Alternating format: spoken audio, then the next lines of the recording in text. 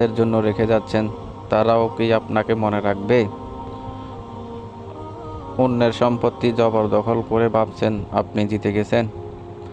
সুদ, ঘুষ, কমিশন বাণিজ্য করে সম্পদের পাহাড় গড়ে ভাবছেন আপনি জিতে গেছেন।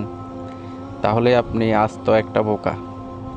আমাদের সময় খুব কম, তাই এই সুদ, ঘুষ, দুর্নীতি, ক্ষমতায় অপব্যবহার, সম্পত্তি নিয়ে বিবাদ ইত্যাদি কোনো লাভ নেই।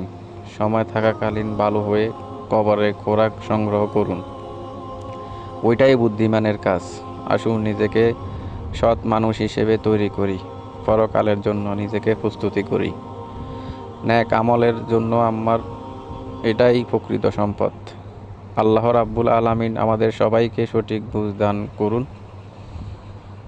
ভালো থাকবেন, সুস্থ থাকবেন। আসসালামু আলাইকুম ওয়া রাহমাতুল্লাহি ওয়া বারাকাতুহু।